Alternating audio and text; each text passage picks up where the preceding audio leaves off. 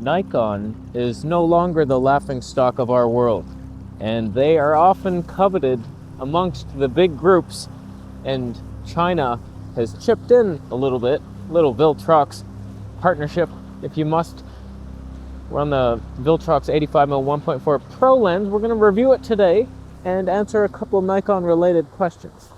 All I want is the perfect camera. All I want is the perfect camera. So we're on the Nikon Z6 and I realize that I've already reviewed this lens for Sony, so all enthusiasm has dropped out of my soul into this polluted river next to me. So we're not getting a whole full review. If you want to see all the close-up things and the Tony balls, go watch the Sony version because nothing changed.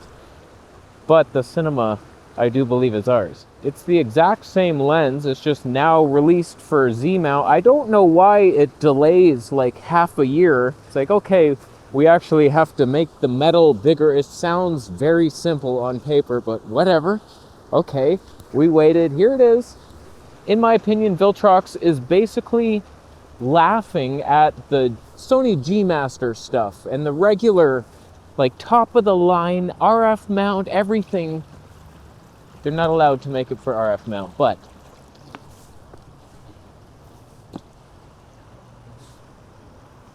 hey, it's basically the top of the line sharpness for a 1/10 of the cost. Like, you'd be stupid to get a Sony G Master lens when Viltrox exists. It autofocuses just as good pretty much. The only reason you wouldn't get this lens is because it has no 3D pop whatsoever. But in the Nikon universe, the only other 85 really is the 1.8S lens. It's also flat, so there's no point. Like, it's more expensive. I don't know why you'd get that one.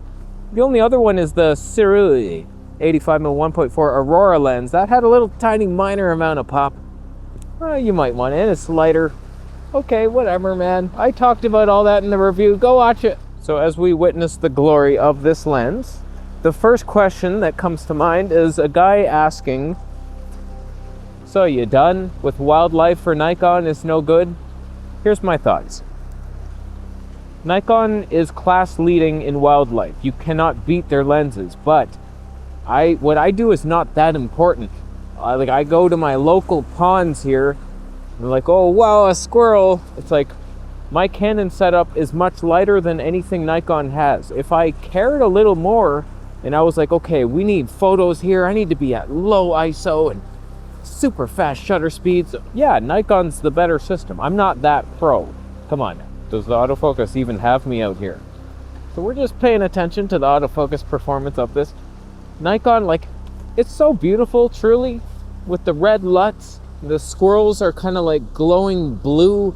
It's just like, wow, man, like, you can't beat it. But for me, like, the 800mm Tony 11, it's a budget lens and it's so light in comparison, and the 800mm reach.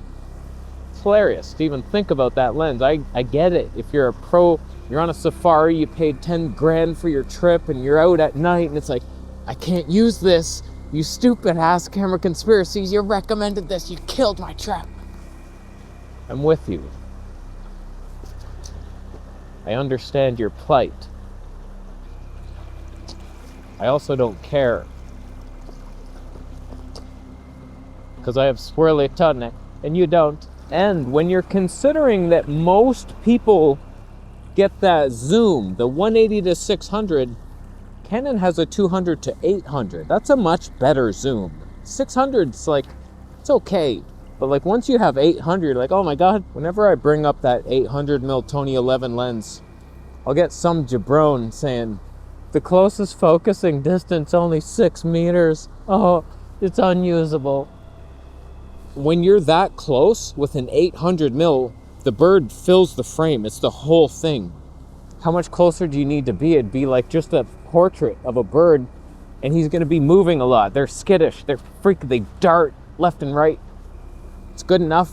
I've been using that lens for like a year, going out on long walks. I've only had like 2 times where I was a bit close. I was like, oh, that's far, and then I just backed up.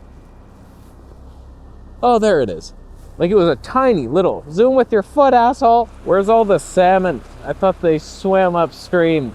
I was hoping to get that in my vlog. Come on, why don't you think of me sometimes, salmon? Jump up here. I'm not a bear. I'm not gonna ground vegan. God, these salmon. Next guy, and last question here. This counts as a review. Thank you for sending it, Viltrox. I love you so much. The next question I got was about gimbals. What's the best gimbal lens for Nikon? He's leaning the 17 to 28. 26 wasn't wide enough. Just God, you people. Every time I make a little video, if anything, Nikon needs a gimbal. I'm kind of with you on it. This stave is not very inspiring. It's not good at all. But like, it's okay. It's good enough if you're very careful. Gimbals just are so clunky. God, they take forever to set up. They move, you got to rebalance, and then it's just, you can't bring it anywhere. And if you did, people would sue you. They'd think, oh, what's this movie? Who paid me to be in your film? I'm not paying you. So asking the guy who hates gimbals what his favorite gimbal lens is, that's your mistake. But like, Nikon has no good lenses wider than 26. You want some pop, right? The 17 to 28, that's a Tamron lens, you know that, right? Nikon did a couple, maybe some coating difference. I don't know what they did, but it's not much. Kind of heavy for what it is too. So like, I have no idea. 26 is the best lens ever made. There, you're having fun on a gimbal. I wish I was getting better questions.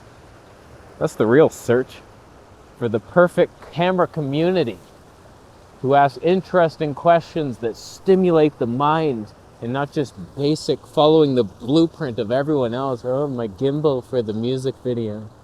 Look, I can pan automatically. Look, it's rotating. Look, I'm doing the spinning shot. I'll throw up on your desk. Now, when it comes to this lens, I'm not gonna lie to you, I sold the last one for Sony, and then 6 months later, he messaged me saying the autofocus doesn't work anymore. It doesn't manual focus, something's off. Once he mounted it to a A1 or A1 II, it like went haywire and started vibrating frantically. And I don't know, he's like, do you have the warranty? I'm like, I don't know, man. So I emailed Viltrox, and they said to email someone, and he said, okay, I'll try that. And I never heard from him again. I said that right. So I imagine they fixed it, but this lens might have some issues. I don't know, it's supposed to be a pro lens, but that did happen in my life. It's the only thing I've ever had happen. How's that framing, huh? Rule of bottom halves. You didn't know it was a thing. I'm with the lake.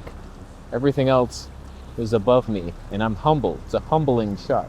I think people are more excited about the Nikon Z 85mm 1.4 coming, that's more in line with their vintage style.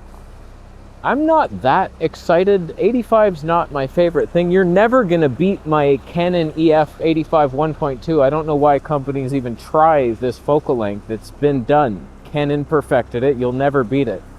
What I'm waiting for is that 24mm 1.4. That you might, if you can like be a little sharper than my Canon EF and autofocus good and you're vintage and you pop, okay, because the G lens had some pop. 24mm 1.4, I've never tried it, but I've heard good things. I want to try that rock, but it looks so dangerous to get to. And even if I get to it, will I ever make it back is the real question. Don't step in the river. Oh God. Am I in? Can I stand tall or... So it's a decent lens. It might break down on you one day in 6 months. It autofocuses pretty good sometimes. Sharp as a tack. Plenty of ED elements for you in there. It's good times for most. It doesn't pop, and it never will, because it's a Viltrox, and they refuse to do it.